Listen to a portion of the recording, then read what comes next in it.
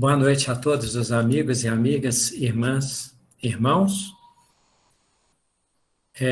Vocês já devem ter percebido que ultimamente eu evitei aquela introdução mais assim padronizada para não virar dogma, né? Mas que são mantras verdadeiros de que é um estudo coloquial, ele é dialogado dentro da licença, da naturalidade da nossa conexão com amigos. Isso nos fortalece, isso nos pacifica, mas nem por isso nos responsabiliza menos, né? Semana passada conversamos acerca, e retrasada, acerca das bem-aventuranças, esses temas, né? Que eram muito a ver com um sentido íntimo do nosso aperfeiçoamento mais profundo. Desta vez, a proposta de que o tema seja casa, nós vamos transitar um pouco dentro do ambiente psicanalítico. Em que sentido a psicanálise, né? Que nós temos o aspecto mais literal, mais radical, a letra mata, mas o espírito vivifica a letra, né? Então, nós nos permitiremos interpretar essa casa em alguns sentidos diferentes, dentro de 3 possibilidades, e cada um de nós naturalmente vai acolhendo e vai percebendo em que proporção que vive cada aspecto, né? Cada segmento, cada possibilidade desta ideia de casa. Bem, primeira questão que nos ocorre em relação ao estudo é que, evidentemente, o Deus é a inteligência suprema, a causa primária de todas as coisas, né? Causa primária de todas as coisas. E a Gênese sempre com a sua inesgotável capacidade de representar. Aliás, as literaturas religiosas, elas fazem isso, elas usam essas comparações, essas metáforas, esse modo de contar, também pelo modo de escrever dos médiuns inspirados, né? Mas a Gênese faz referência a esse Deus, esse grande projetista, né? E o projeto de Deus em relação ao nosso planeta, de Deus, de Jesus, façamos o homem a nossa imagem e semelhança, no plural está citado lá. Mas o Espírito de Deus, que pré-existe, Deus, causa primária de todas as coisas, o único, eterno. Nós temos início, nós temos princípio e não temos fim, nós somos imortais, mas nós não somos espíritos eternos. A nossa vida não existiu sempre, senão não haveria Deus, nós seríamos incriados. Esse projetista, né? Então, ele, como tal, ele que já cria as galáxias, não, os universos, as galáxias, os sóis, os mundos, ele começa a construir essa nossa casa no universo. E a narrativa da Gênese, então, cita, né, que uma das questões que nos interessam diretamente nesse início é que Deus separamento. Significa que Deus, então, nós tínhamos um chão, né, um amálgama ali, uma mistura de tal, mas ele se move sobre as águas, né? Então, Deus separa o firmamento, ele coloca assim como se fosse o telhado, né, da casa e o chão.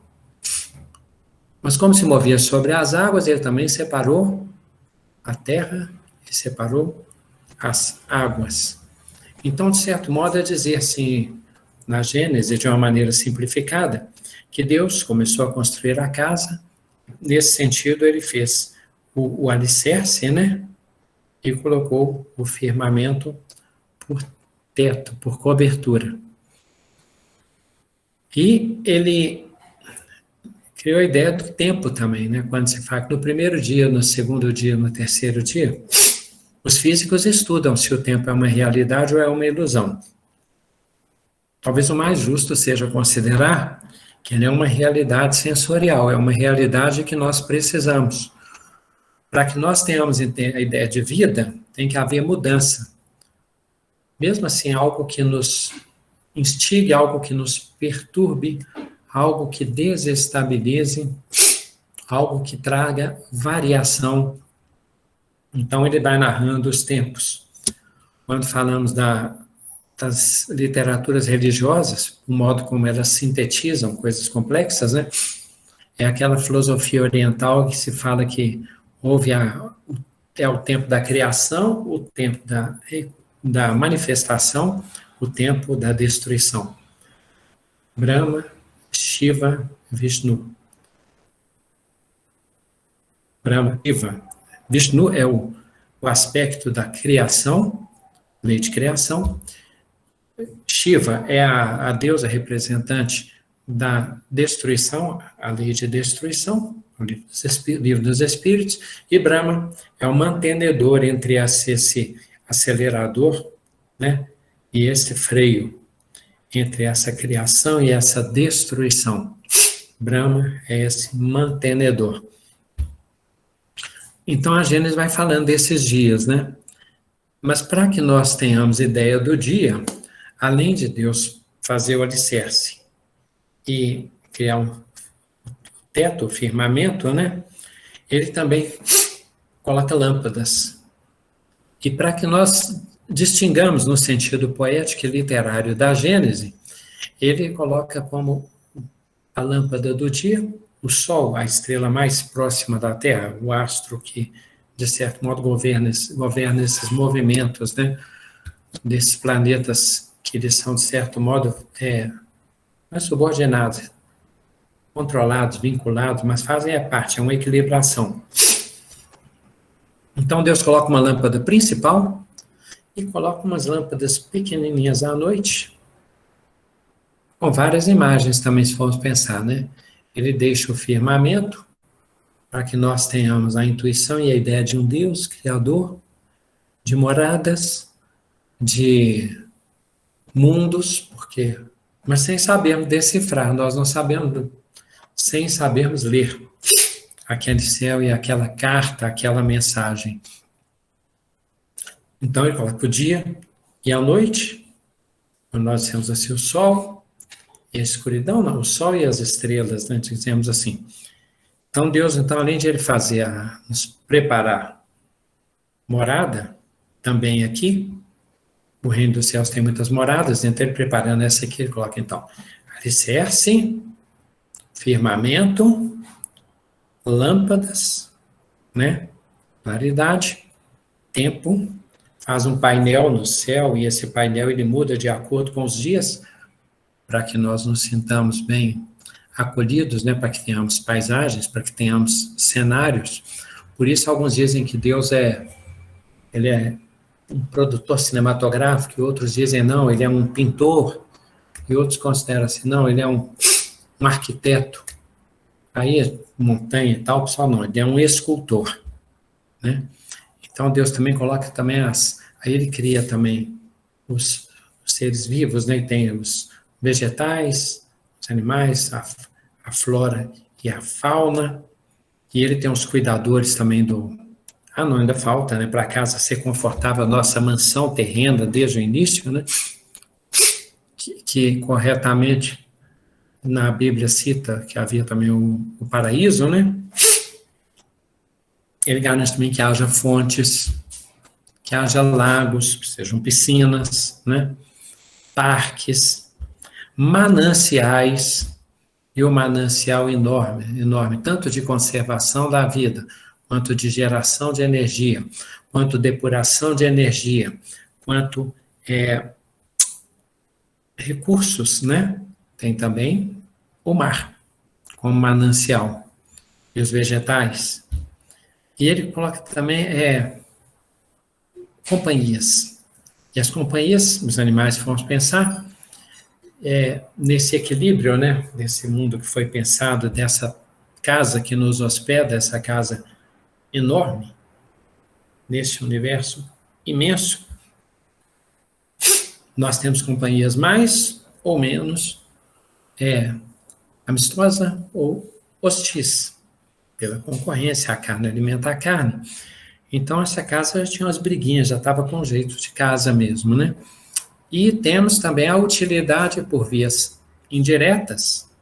Nós temos que interpretar pela ciência o que nos é amistoso e o que é hostil. E aí até questões que nós interpretamos assim incorretamente, né? As abelhas jardineiras, por exemplo, as abelhas como jardineiras é interessante. Ontem vi aqui uma abelha, às vezes ela voa 1 quilômetro, dentro da proporção do tamanho dela, né? E 1 quilômetro para ela, o que representa para nós. Pensou? Algumas foram encontradas até a 3 quilômetros da sua colmeia, e elas indiretamente elas fabricam mel, mas indiretamente elas polinizam.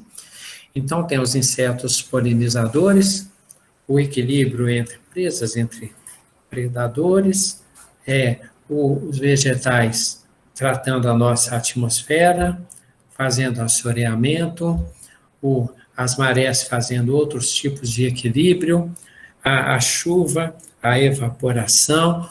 Por que nós estamos dizendo isso, que é óbvio que da escola, isso tem a ver com a escola?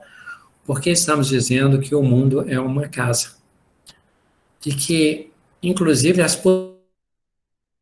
possibilidades que nós temos em relação ao funcionamento desta casa, deste mundo, deixa claro, essa interpretação, deixa claro que é uma casa com cuidadores. Espíritos da natureza, engenheiros divinos, nossos mentores espirituais, as almas grupo dos animais, e o manancial de que falamos tem então o mar, que o pessoal pode pensar assim, uns pensam praia, outros pensam pesca, outros pensam sal, outros pensam petróleo, e nesse sentido de matéria-prima, né, para serem decifrados pela ciência também, os recursos naturais. Então, os fósseis lá, os minerais, né, as madeiras e os frutos. Então, quando a Gênesis se refere ao paraíso, se nós formos pensar, está se referindo ao nosso mundo, não é um céu fora daqui necessariamente. Talvez fosse um mundo idealizado, quanto nós fazemos às vezes nos nossos... Quem aqui no caderno de didática nunca fez, né, uma redação sobre um dia inesquecível, minhas férias, e quem nunca fez o desenho assim, quase que inaugural no caderno do primeiro dia, primeira semana de aula, em que a gente desenha uma casa, uma árvore, um sol, uma estrela, as flores, né? Inclusive porque, né? Aqui o pessoal é músico, né? Mas, caso meu que não sou nem músico, nem desenhista, essa casa, a árvore e o homem, isso aí é o desenho inicial, é igual a sequência de dó no violão, dó, lá menor, ré menor, sol em sétima, sem pestana. A gente fica com aquilo e, mesmo que não seja dó, a gente toca a música em dó, usa aquela sequência. Não importa que tenha que combinar com o que está sendo cantado, com a melodia, né? Então, você desenha a casa, a árvore e o homem. Quanto mais o tempo passa, mais fica a dúvida de o que você desenhou, que é a casa, o que é a árvore, o que é o homem, você tem que escrever e tal. Mas, aí nós temos uma outra casa que pode ser interpretada. O nosso ser, nós vemos aqui, nós somos nesse mundão. Mas quando nós somos lançados neste mundo, nós estamos vindo de onde, né? Nós estamos vindo de útero, de placenta. Nós já temos aquela experiência de abrigo e de cuidado, de sermos nutridos, de interpretarmos vibrações. Então, as emoções, o alimento, a nutrição, aquilo já é experienciado. E aquele sentido também de unidade, né? Unidade no sentido, a igreja dá bem esse nome, é comunhão, se for pensar. Uma comum união. São seres separados, mas uma união tem como se fosse uma síntese, né? Daqueles seres, a combinação deles, como se fosse uma cor combinada das duas cores, né? e gerasse aquela cor daquela união. Um exemplo de como que isso pode ser permeável e repercutir é quando aquela clássica em que Maria vai visitar a prima Isabel. E a Isabel já anunciava, cheia de graça, bendita és tu, porque logo que chegaste, o menino no meu ventre já saltou, né, de alegria. Então, João Batista já percebeu Jesus, então, que eram um e um, eram dois e dois, dois que são um e dois que são um, aí já são quatro, e quatro que são um, porque se entenderam. A placenta, o ovo, o lugar de formação e o abrigo.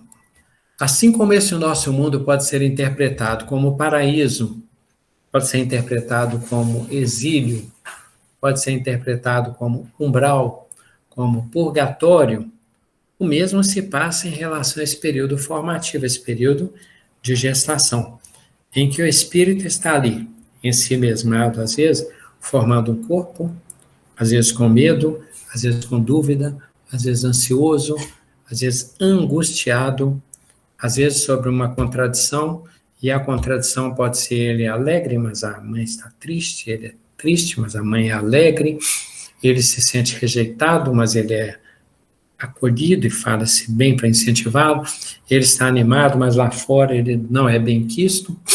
Então essas lutas às vezes se estabelecem, e às vezes se dá um plano de harmonia, ou no sentido complicado, um ambiente muito complicado e o espírito também com tendências assim, e aquela unidade vai sendo retroalimentada, e às vezes, muito comumente, por muitos esforços na nossa cultura e civilização, né, aquele esforço de que haja preparação, a cama, o quarto, a roupinha, essas coisas que às vezes, e algumas pessoas fazem esse tipo de trabalho, né, aí cumprimento a Damaris, né, muito tempo que nós não nos falamos, esse pessoal que tem esses trabalhos específicos com a infância, com a educação, com a necessidade, são as missões importantes, e esse espírito precisa ser otimista, ser encorajado, ser instruído, ser cuidado.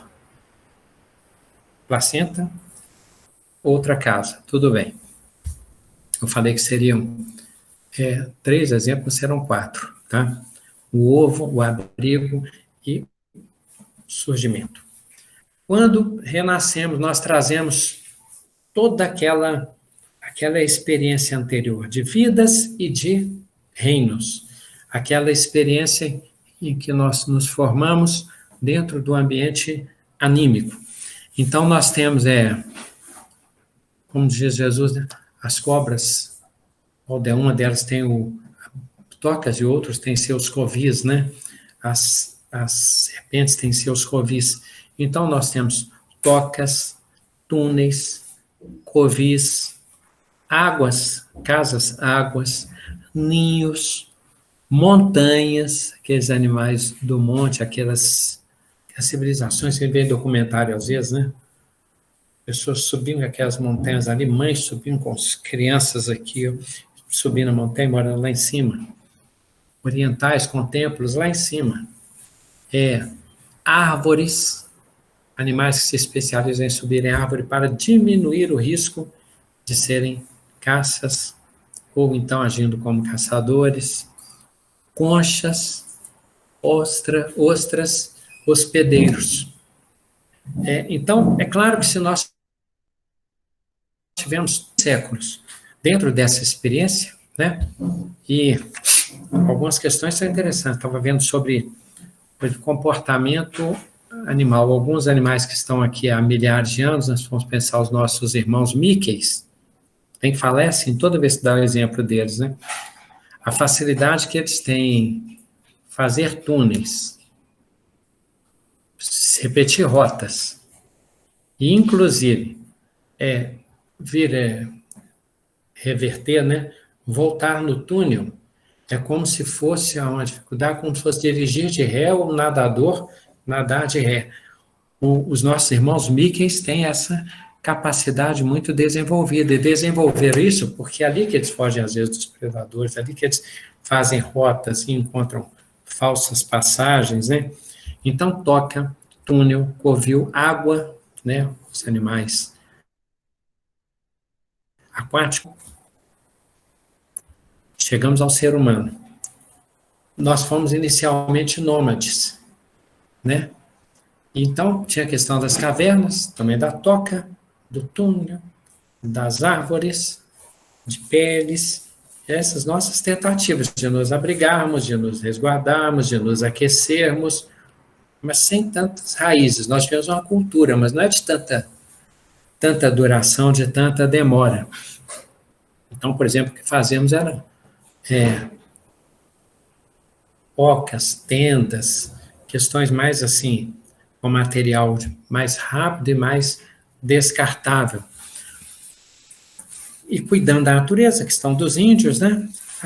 Bem, quando nós chegamos na ideia dessa de construir casa através da agricultura, em que nós começamos a fixar lugares mais permanentemente, e quando nós começamos a explorar mais essa matéria-prima e a industriar, não sei se a palavra existe, mas é necessário, porque nós conseguimos fazer gerações assim, né? Construir uma casa, investir nela e torná-la confortável e assim, quando nós vemos assim, essa casa é para morar a vida inteira, né?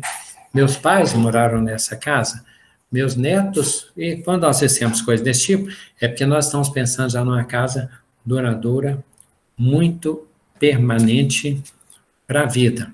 Então, tem eletricidade, água, encanamento. Do mesmo modo com a agricultura, nós pensamos assim, se eu posso plantar, esperar plantar e me alimentar, aí eu posso também, a casa, ela pode ser, até certo modo, autossuficiente, e se várias casas estão ali, formam comunidade, e se formam grandes comunidades e grandes cidades, bem, aí é que a casa se tornou para nós não apenas um lugar de estar e de passar, mas um lugar de viver. E tanto nos apegamos a isso que virou uma ideia de propriedade que nós tínhamos como território, como controle, no sentido anímico. Mas quando a gente coloca a casa como capital, como riqueza, como distintivo, e o distintivo já tinha até desde a evolução animal, né? Os pássaros, qual a casa mais bacana, mais alta, mais espaçosa, mais segura, mais bonita, isso já acontecia. Mas quando a casa nossa se torna um lugar de mais permanência e de vida, aí nós temos mais o que? Né? A porta, naturalmente, as chaves, os muros, as campainhas, as câmeras. Bem, é óbvio que isso é fruto da nossa evolução diferente, e é evidente que aí nós criamos cultura em cada casa, né? Quando é uma comunidade assim mais difusa, é de um modo, mas aí, quando existem costumes muito gerais, tradições muito padronizadas, mas no caso, em relação à nossa ideia de casa, nós temos vários tipos de casa. Então, ao mesmo tempo que a casa virou um lugar de viver, virou também um lugar de padrões evolutivos, tanto de grupo quanto individuais, como se fossem pequenas células evolutivas. Então, nosso livre-arbítrio, né, vai ficando mais complexo. E a casa é o que? É um lugar, ela é proteção, ela pode ser ninho, ela tem o alimento, então ela tem a proteção, o aconchego, potencialmente, o alimento, o lazer. Primeira grande casa, o universo. Segundo pequenininho, o ovo, a placenta. A outra que nós chamamos de casa. E tem uma outra casa que é fundamental, que é a nossa casa interior. Como não sabemos qual é o nome que a gente dá para interior, nós podemos chamar de espírito, de alma, de mente, eu acho que de psiquismo. Quando chamamos de mente, é porque estamos considerando que a mente é que dá consciência para as emoções. As emoções existem, elas soltam um padrão reativo. Mas quando a gente interpreta se a sensação nos é agradável ou desfavorável, isso é valor, isso é muito da mente, né? E aí a gente fala assim, mas o amor é mais importante, sim. Mas o que a espiritualidade explica é que, de certo modo, à medida que nós vamos evoluindo, o nosso corpo, quer dizer, ele vai, sem entrar em campo polêmico, mas por hipótese, os nossos membros inferiores, eles, de certo modo, nós abdicamos deles mais. E depois vem a questão das emoções, vem a questão tal, e chega num ponto em que o centro de força mais completo é o coronário, que é, fala os chakras de 1000 pétalas, né? Que é o do Buda, do iluminado, é o que se ilumina, se torna um nome difícil, a protuberância. Ele gera luz, em vez de apenas captar energias cósmicas e energias solares, ele passa a gerar luz. O que estamos dizendo, então, é que essa trajetória tem a ver com a nossa casa mental. Segundo Martins Peralva, nós já citamos isto, né? É possível dividir a ideia da casa, porque lembra que nós estávamos comentando que o projetista, Deus divino, com os seus engenheiros angélicos, com o Senhor Jesus, eles fizeram o firmamento, o alicerce, os cortinados, as paisagens, os cenários, as renovações, o cinema, os parques, as piscinas, as emoções, as montanhas russas lá, né? As montanhas, nem russas, todas, os relevos, as companhias. Bem, a segunda casa, então, a placenta, o ovo, que é aquela que nós somos estagiários ali antes de retornarmos, a casa material e a casa mental. Martins Peralva, então, fala do porão consciente, nosso piso aqui, e o superconsciente, o sótão. O porão com as coisas antigas, o sótão, as coisas que vão se rebelar e que às vezes vêm, né? Ao nosso cada dia é: venha a nós o vosso reino, seja feita a vossa vontade, assim na terra como no plano superior, como no céu, nos altiplanos. E a casa, de certo modo, ela é a concretização, por isso que a gente falou que era psicanalítico, já vamos falar do Evangelho, e vamos falar, hoje é Novo Testamento, basicamente, tá? Um pouquinho de Antigo Testamento. Mas olha, então a casa, ela é a concreção, ela é a materialização, ela é um recurso didático para que nós lidemos com vários aspectos da nossa evolução. Por quê? Então, se for pensar, ela é delimitada. O nosso ego, ele tem um limite, ao mesmo tempo ele se confunde com as coisas imensas, né? Tem hora que fala, eu me perdi aqui pensando a respeito de, olha só, isso é literário e é uma grande verdade. Então a gente delimita, igual no ego, né? Coloca lá o limite, a cerca, o muro, ou as paredes, essa individuação, essa necessidade que, assim, tenho comunhão, penso no outro, quero amar o próximo como a si mesmo, mas eu tenho que, quanto amo a mim, amar o próximo quanto amo a mim mesmo, né? Nós nos relacionamos, mas eu penso, logo existo, sou eu.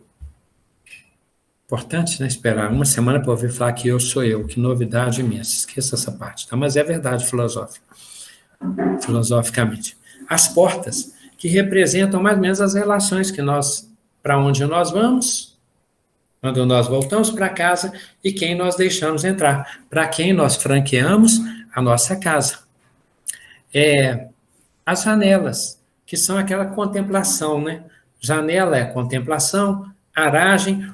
Como a gente está falando de estudo espírita, nós vamos falar da poeira, né, gente? Que a poeira nós falamos das abelhas, né? A gente fala do jeito poético e otimista aqui.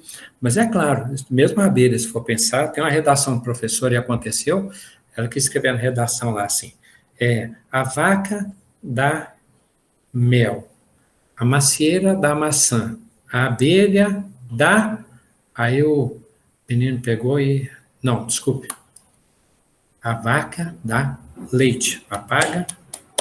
A vaca dá leite. A macieira dá maçã.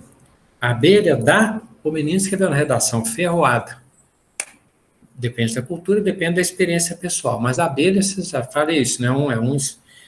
É um bichinho de sorte, né? Se ele entra e fala, é mosca, pão, é abelha, tum, cultura. Mas assim como a abelha, as formigas, né? As formigas, eu não sei de vez em quando, eu moro no 10º andar. Às vezes, quando aparece uma formiga, é uma coisa intrigante. Fala, como que ela chegou aqui? Ah, na sacola. Pode ser, mas... Agora, a poeira é espetacular, que é a poeira preta. E fala, vem de onde, né? Ah, não, vem do outro dessa andar. Voou até aqui, subiu.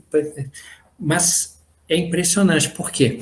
Porque a poeira, a sujeira, é necessária para que nos chame ao trabalho renovado. Aquela ideia do dia. Quando a lâmpada do dia se apaga, acendem-se as lâmpadas da noite. Até hoje eu trabalho também, a poeira também, as formigas também. Isso é um convite ao trabalho. O chão nos dá a ideia naturalmente de segurança. A janela, como dissemos, a paisagem. O telhado dá a ideia de proteção, mas olha só, apartar-se tem a ver com separar-se. E apartar-se deve ter gerado a palavra apartamento. Possível. Não confirmei, depois que pensei nisso. Paredes, a parede divide as especializações. Não é só o fato de nos delimitar e nos controlar e nos dar uma finitude temporária, porque podemos sair e porque podemos pensar. Mas nas paredes é que nós temos, assim, inclusive as divisões e as especialidades como o nosso cérebro, né? Porque nós temos a cozinha, de preparo de alimento, o lugar de nos alimentarmos, temos lugar de interações, temos lugar de produção, às vezes lugar onde tem o cantinho do computador, de estudo, de lazer, de recolhimento, que é o quarto, que é o nosso aeroporto, né? Para o nosso desdobramento plano espiritual, nosso ir e vir, e ao mesmo tempo a casa se tornou parte como se fosse a nossa identidade social, que é o nosso endereço. Então ela é importantíssima tanto para o eu, quanto para nos identificarmos com a sociedade. Bem, casa no ambiente bíblico. Elas são muito importantes e muito citadas e muito marcantes em experiência. Vamos lá. Então, primeiro, Elias mesmo do lado de fora, ele visita lá a viúva por inspiração divina, que ela deveria acolher. Mas chega lá, ela fala assim, ele fala, faça um bolo para mim. Ela fala, o que eu tenho mal dá para mim. A farinha para mim e meu filho. Nós dois vamos comer e morrer. Aí diz assim, não, primeiro você vai improvisar um bolo para mim. Depois você vai cuidar de si e do seu filho. Porque foi a ordem divina. Aí Deus faz isto, e pelo fato de ela, sendo pobre, dividir-se com Elias, disseram que a panela dela não se esgotava mais, que sempre se multiplicava a farinha e sempre ela tinha o óleo. Elias tinha esse poder de multiplicação, de uma vez ou aos poucos. Uma mulher, um casal sunamita, ela era rica, agora estou falando nossa língua, né, gente? Traduzindo onde queremos chegar. O desfecho é de onde nós vimos, é que nós voltaremos. A mulher sunamita, aquele casal achava Eliseu tão importante que a mulher falou, venha sempre, e ele ia, né? Ela via que ele era tanto um homem de Deus que ela combinou com o marido que eles construiriam uma parte de cima na casa, na parte superior, olha só, para receber o hóspede do Senhor. Fizeram assim. Então Eliseu tinha como se fosse lá uma pousada, né? Eliseu ficava lá, falaremos disso depois, o que essa mulher fez, né? O significado disso que nem ela sabia completamente. Paulo de Tarso escreve numa carta aos Romanos, ele recomenda Febe, dá uma carta de recomendação, isso na época era muito importante. Uma carta de recomendação de Saulo, quando em nome do Sinédrio, de Paulo em nome dos apóstolos, era praticamente assim. Abrir as portas das comunidades fundadas cristãs. E olha o que ele escreve sobre a mulher. Febe. Recomendo-vos, pois, Febe, nossa irmã, a qual serve na igreja que está em Cencreia, para que a recebais no Senhor como convém aos santos, e a ajudeis em qualquer coisa que de vós ela necessitar, porque tem hospedado a muitos, como também a mim mesmo. Esta companheira, Febe, então, ela hospedava os forasteiros, os missionários, o que era importantíssimo, porque quem tivesse um prestígio ou uma reputação poderia fazer isso. Outros chamariam que fosse uma mulher de má vida, na época, que na verdade eram vítimas, mas sociais muitas vezes, muitíssimas vezes, Mas então ela, com essa naturalidade, assim como Eunice e Lloyd, eram companheiras muito especializadas em ajudar a obra cristã através da sua casa. Talvez a casa mais importante do Evangelho, a que nós mais invejemos, né, seja a de Marta, Maria e Lázaro. Aí tem alguma questão interessante que não sabemos da história do magnetismo, por quê? Mas é comentado pelos exegetas, pelos estudiosos, que era o lugar que Jesus mais gostava de ficar, visitar. Claro, politicamente eu tenho que dizer que era a casa dele, com a Maria e José, né? Mas a gente tem que ter os elementos para isso, porque quando era uma coisa muito óbvia, ela não era escrita. Então a gente interpreta, o politicamente correto é dizer assim, não, ele gostava mais de ficar na casa dele. Mas Jesus gostava de bater perna, expressão antiga agora, né? Ele gostava muito de a casa de Marta, Maria e Lázaro, e é interessante, é uma casa enigmática, né? Porque não é uma casa assim, porque ali tinha uma harmonia, tá? Uma harmonia interessante, porque Jesus não abdica desse espírito do fogo. Tiago e João, filhos do trovão. Judas, temperamento forte. Natanael, temperamento forte. Pedro, amorosíssimo, impulsivo, né? Impulsivo. Então, João, Tiago e Pedro, que ele andava muito com eles, todos eles eram assim, de certo modo, abrasados. E a casa onde Jesus gostava de ficar tinha Marta, e Marta não era fácil, né? Minha mãe, na época, dizia assim, eu acho que minha mãe falaria para Marta assim, Marta, pelo amor de Deus, Maria corta um doce com você. Marta, você vai me desculpar, mas você é funcho. Não sei por que fala isso do funcho. Mas Marta, tanto é verdade, olha a verdade desse espírito, quando Jesus estava conversando com Maria, uma conexão ótima, e Maria se sentou para ouvir Jesus e beber daquela água viva, né, das palavras de Jesus.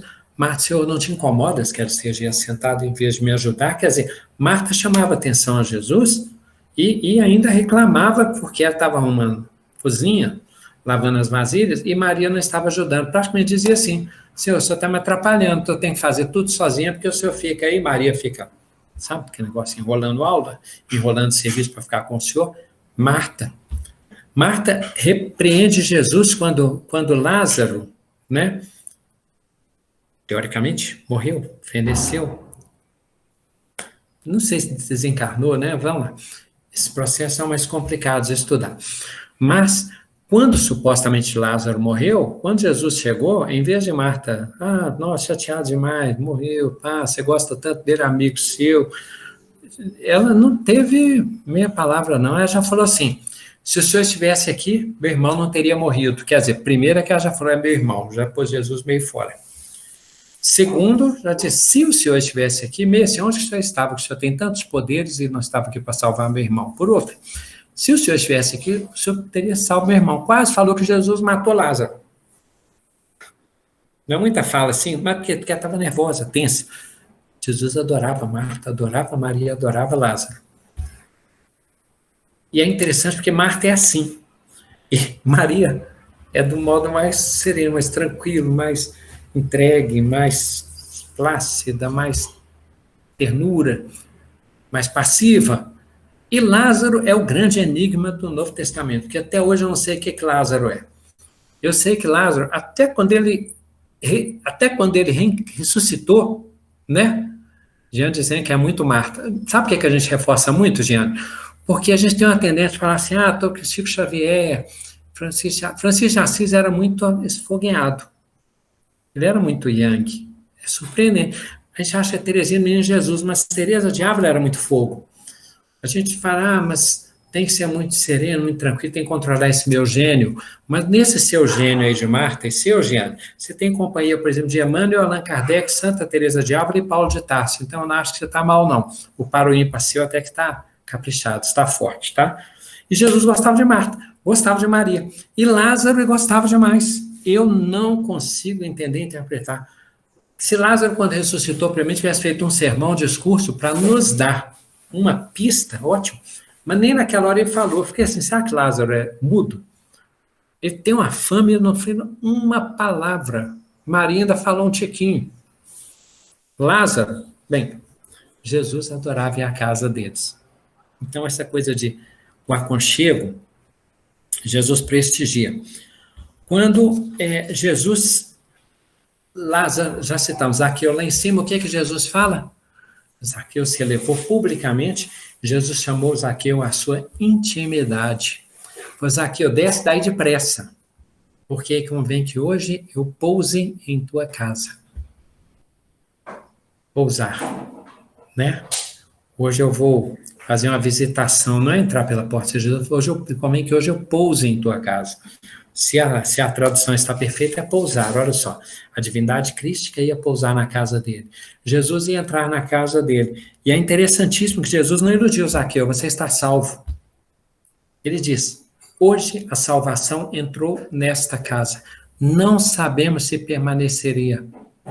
Aí Zaqueu já, por quê? Porque Jesus já disse que a salvação entrou naquele momento? Porque Zaqueu de boa fé já disse, depois de ver Jesus, ansiar por ele, ver, descer, ser distinto para ele, distinguido por ele, aí Zaqueu já falei, metade dos bens eu dou aos pobres, e se alguém defraudei, restituirei o quádruplo.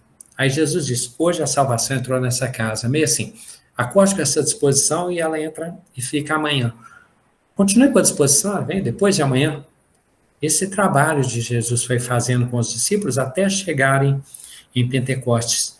Primeiro eles, depois 2 a 2, depois Pentecostes. Depois Jesus ficou invisível, né, um tempo maior, para que eles assumissem mais protagonismo. Bem, quando nós temos Jesus, quando se fala, não, da casa mental depois, quando Jesus, olha só o Antigo Testamento que se, não Marcos, né? De fato, ninguém pode entrar na casa do homem forte e furtar dali os seus bens sem que primeiro o amarre. Só depois conseguirá saquear a casa dele. Só depois conseguirá saquear a casa dele.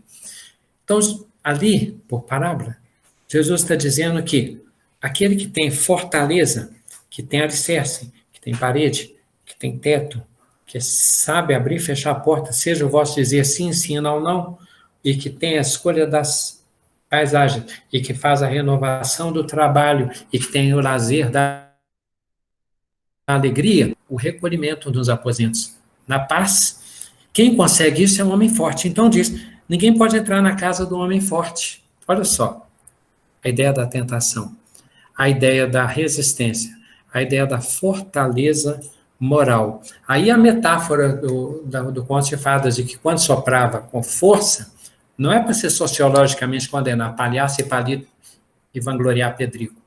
É para considerar que se a casa é fraca, cai. Se é forte, perdura. E Jesus disse isso na época, quando disse que edificar a vossa casa sobre a rocha, porque aí o mal vem sobre ela e ela não cede, não se impõe contra ela, não prevalece contra ela. Mas se for construído sobre a areia, a casa cai. Bem, então, em Marcos, de fato, ninguém pode entrar na casa do homem forte e furtar dali seus bens, seus valores. Ajuntai para vós tesouros, onde os ladrões não roubam e a traça não corrói. Ladrão, o espaço. Some e não sabemos onde está. As traças, o tempo. Né? Sabemos onde está, mas está se exaurindo. Então, nem o espaço, nem o tempo tiram esses valores morais. E ninguém pode tirar da casa do homem forte e furtar dali os seus bens, sem que primeiro o amarre e mobilize as suas virtudes. Aí sim conseguirá saquear a casa. No processo obsessivo, por exemplo. Bem, Cornélio. Olha só o que acontece. Pedro sonhou, depois os enviados de Cornélio foram até lá, dá a impressão que instantaneamente Pedro já saiu com eles, não. Pedro, o que ele fez? Pedro os convidou a entrar e os hospedou. No dia seguinte partiu com eles e alguns dos irmãos de Jope o acompanharam. Bem, chegando a Cesareia, Cornélio esperava com seus parentes e amigos, olha só a comunidade. Então Cornélio assumiu publicamente que estava se convertendo a Cristo, porque ele também recebe uma mensagem, ele envia os seus servos publicamente, ele espera Jesus na condição pública, não foi igual a Nicodemos, que foi à noite, né? Para tirar dúvidas, porque ficou com vergonha, doutor da lei, querendo aprender o que ele não conseguia entender. E além disso, Jesus, quando chega, o que acontece? Cornélio os esperava com seus parentes e amigos mais íntimos, que tinha convidado. Ele preparou Jesus em comunidade, a chegada de Jesus em comunidade. Quando Pedro ia entrar na casa, Cornélio, dirigindo-se a ele, prostrou-se a seus pés, adorando-o. Zaqueu se elevou e Cornélio se prostrou. E Cornélio tinha uma fama, era um centurião. Se prostrou como se Pedro fosse um Deus.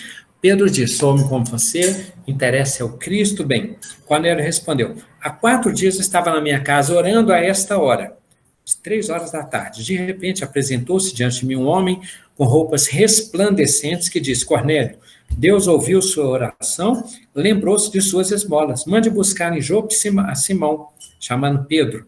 Ele está hospedado na casa de Simão, o curtidor de couro, que mora perto do mar, o manancial, né? A casa. Por que eu li isso aqui? Que eu evito ler para não ficar cansativo, monótono e tal. Porque a prece dele foi ouvida, ele estava orando a esta hora em casa. Jesus não havia dito lá atrás assim, olha, ele havia dito, não sei se foi atrás ou na frente, não, falei por falar. Quando Jesus disse assim, quando você for orar, vá para o seu quarto, olha de novo, a casa mental, o quarto lugar espiritual, e acordar fazendo como se estivéssemos dormindo no desdobramento. A prece, então, é isso.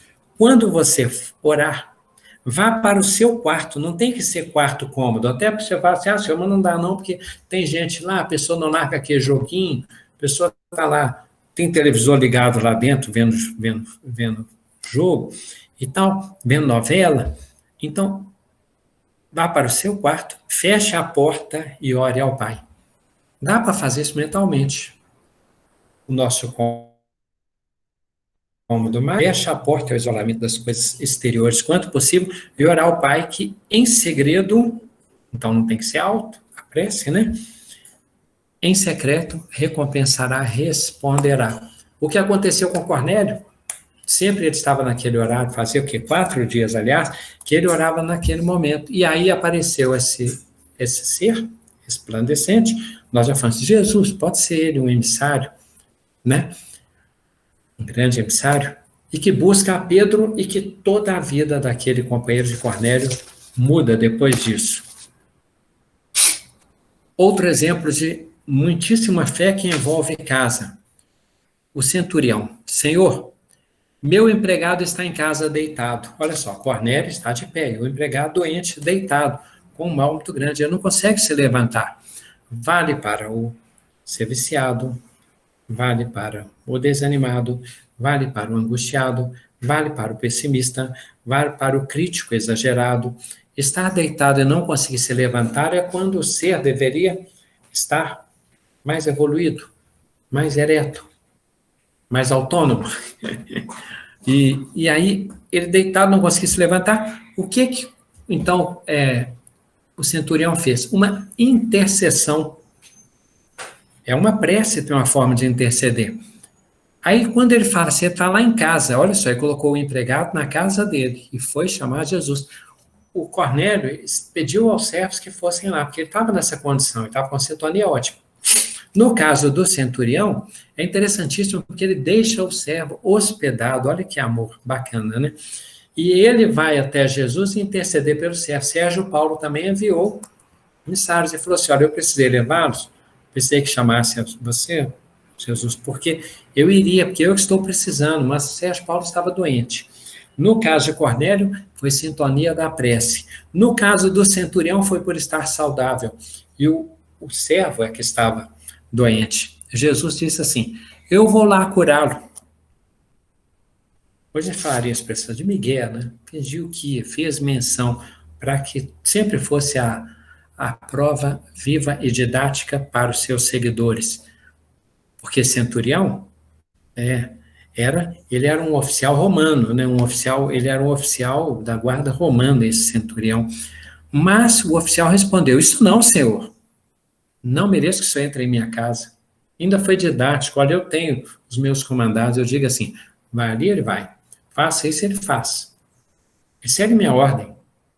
Como é o Senhor, basta o Senhor dizer uma palavra e o meu servo será curado e será salvo.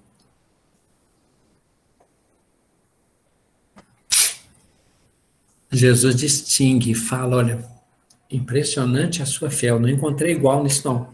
Por isso que quando estiver lá com Esaú, Jacó e tal, Moisés, todo mundo, muitos daqueles primeiros serão os últimos, e os últimos como você já é o primeiro, não encontrei igual.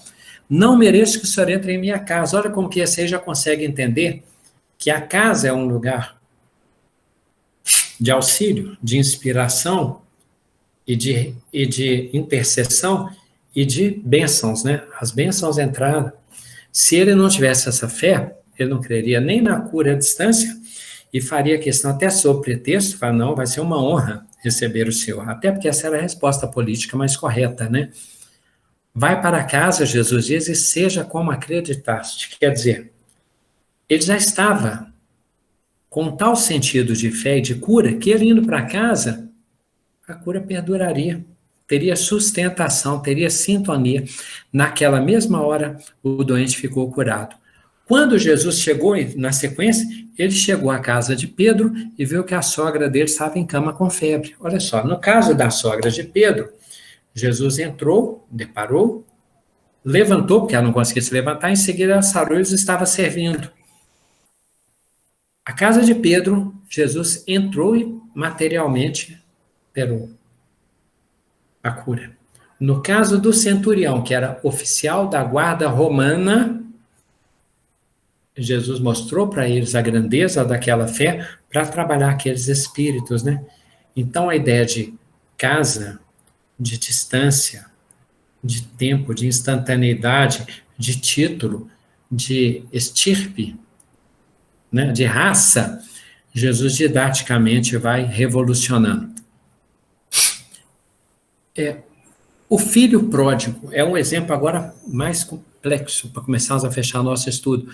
O filho pródigo é aquele que já está alienado da casa mental e se aliena da casa material dos seus próximos, mais próximos, e que não se sente morando na casa, estando dentro da casa, e que não cabe em si, que é os bens. Ele que tem tudo, acha que não tem nada. Aí ele quer receber os bens para despender, para gastar os bens, para aproveitar a riqueza em vida, quando ele já era rico. Por isso é que o sofrimento dele é aquele, chega num ponto que ele se degrada tanto, que ele come do alimento dos porcos, que era da evolução antiquíssima dele. Ele fala, nossa, do meu pai, até os servos comem muito melhor do que eu estou comendo. Agora ele só queria, agora, comida, casa e o pai, que era o que ele tinha. Então, o filho pródigo mostra para nós o risco da nossa alienação em relação às nossas riquezas, de estar no mundo, e eu quero ir para um mundo melhor, abdicando da casa que nos foi preparada, que é aconchegante, que já dissemos, tem manancial, tem matéria-prima, tem distração, tem diferença, tem choque de conflito, porque a gente precisa de emoções, precisa de diferença para nos conhecermos, para progredirmos. Jesus diz que na casa em que nós estivermos, olha só, da casa mental, tá? Ele diz assim, os inimigos do homem serão os da sua própria casa. Nós dissemos a vez passada que não existe impunidade. Jesus diz, os inimigos do homem são os da sua própria casa. Nós já vivemos com os nossos inimigos, mas não tem inimigo aqui em casa, mas os meus defeitos, né? Como diz Sócrates para o carcereiro, se eu quiser eu posso tirá-lo disso, livrá-lo daí, libertá-lo, diz o carcereiro, e Sócrates responde, como podes tu libertar-me, se os meus escravos são os teus senhores? As virtudes de Sócrates que dominavam os vícios e o carcereiro cheio de vícios, só que do lado de fora, geograficamente, com a chave material da ilusão, né? Os inimigos do homem serão os da sua própria casa. Olha só a casa em que nós moramos. Penso, logo existo. Somos imortais. E quando é o bem? Aí Jesus diz, quando é complicado, os inimigos do homem serão os da sua própria casa. Quando é o bem, o homem bom tira boas coisas do seu bom coração. Olha a diferença do atormentado dormindo e acordando, e do virtuoso acordando e dormindo. a segurança, a serenidade, a paz, a entrega, o desdobramento, o dever, o estágio no corpo físico, na casa física, né? Então, casas, didaticamente, o universo, o mundo, a placenta, a casa material, a casa mental. 5, né? Eu falei que era 3, depois era 4, depois era 5, está multiplicando. Não negligencieis a hospitalidade, pois alguns, praticando-a sem o saber, hospedaram anjos. Não negligencieis a hospitalidade, pois alguns, praticando-a sem saber, hospedaram anjos. Lembra aquilo que aconteceu com a viúva, com Elias, com a sunamita, com Eliseu? Estamos falando deles hoje, delas. O que fizeram, que fez Marta, Maria e Lázaro, que já era sabido, mas tem dois que são muito exemplares. Os discípulos de Emaús, eles estavam no caminho de Emaús, vindo de Jerusalém, tristes, contristados, temos 2 minutos, aí apavorados, tristes, angustiados, desesperançados, e quando Jesus faz menção, eles vão conversando, tivesse aí, não, fique conosco, aí é perigoso. Por que é interessante? Comenta-se que a distância de Jerusalém e Emaús era mais ou menos 11 quilômetros, né? Olha como que estavam longe da casa, simbolicamente, como que estavam alienados da sintonia com Jesus. Jesus explica, mas estava escrito, os profetas falaram, estava assim, Jesus foi mostrando para trazê-los a si, porque eles tinham se alienado de tanta tristeza, como diz Alice no País das Maravilhas, afogando-se nas próprias lágrimas, na noite da própria escuridão, da depressão, né? Então, 11 quilômetros de Emaús, estavam 11 quilômetros de casa, estavam longe de casa, estavam longe da sintonia, corpos desalinhados. Jesus traz, entra na casa deles e os desperta dentro de casa. Então os discípulos de Emaús, muitos hospedaram anjos santos sem o saber. Febe sabia que hospedava Paulo. Áquila e Prisca souberam que estavam com aquele Paulo, que era Saulo na época, perseguidor, agora cristão, e se sentiram importantíssimos por isso. Áquila e Prisca, os discípulos de Emaús, bem. Aí Jesus nos diz assim para fecharmos, né? Também todos aqueles que tiverem deixado casas, irmãos, irmãs, pai, mãe, filhos ou terras, por causa do meu nome, receberão 100 vezes mais e herdarão a vida eterna. Deixar casa. Firmamento, depois, chão, espaço aberto, a transparência, a abertura, sai do esconderijo, todo o ser iluminado, amar a Deus acima de todas as coisas, com toda a sua força, alma, coração e entendimento. Força, alma, emoção e entendimento. Então, de certo modo, o nosso desafio é sermos esse Ude. João Batista fez isso, porque ele já morava ao relento. Francisco de Assis fez isso, porque ele já entendia que o mundo era sua morada. Quando Jesus diz que na casa de meu pai há muitas moradas, eis que vou preparar-vos lugar, ele já tinha feito isso, ele já fez, nós já estamos na morada de... não temos que esperar as moradas, porque estamos nela. E podemos estar no ambiente interior de cristandade. O filho do homem não tem onde reclinar a cabeça. Bem, para fechar, lembrarmos que Jesus nem precisou da casa material para vir, né? Por isso, talvez tenha sido escolhido a manjedoura, por isso o céu noturno, com as lâmpadas, com as moradas, com os pastores, com os animais, com a festa dos simples, bem-aventurados os simples, porque verão a Deus, né? Eu e o Pai somos um, não é isso? Então, aquilo foi um hino de revelação de que no início nós somos simples e ignorantes.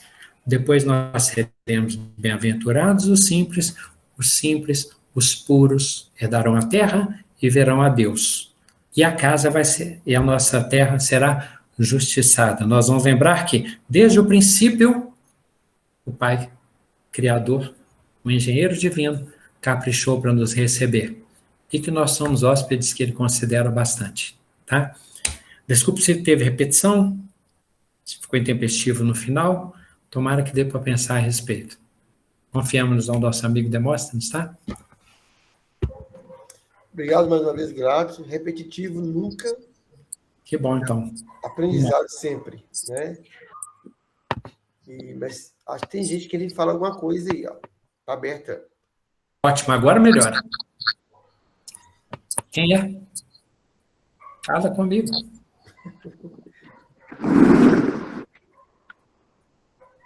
Não, foi. Alguém levantou o dedo sem querer. A Larissa fala, excelente como sempre, né? Então, fique guardado as lições aí mais uma vez. Você falou tanto de casa, de lá. Seja bem-vindo à minha casa, meu amigo. Até nisso Deus cuida de nós. Olha só o que ele preparou para nós. Olha o que ele fez conosco. Reclamarmos de quê? Né? Oh. Pensou os discípulos na época fazendo live? Pensou? O sinal de Pedro lá na prisão de Antônio não está pegando bem. Não, agora não, já está resolvido. Hã?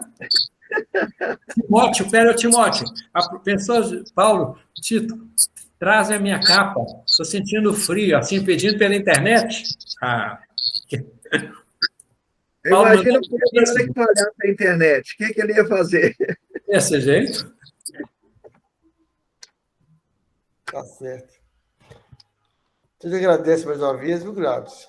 E também Vanessa já colocou entrega em Sedex aí, ó, mas tudo bem, vamos lá. Vamos aproveitar, então, já que o Franklin hoje está muito animadinho, fazer a prece por nós. Com certeza.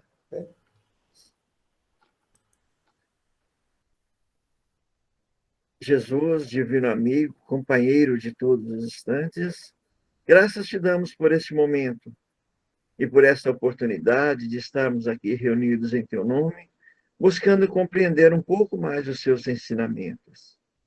Esteja conosco, Senhor.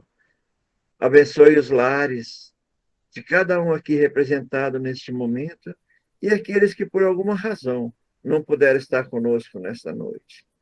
Ampare-nos, assista-nos e faz de nós, Senhor, no dia a dia, um instrumento de teu amor, onde quer que formos, onde estivermos.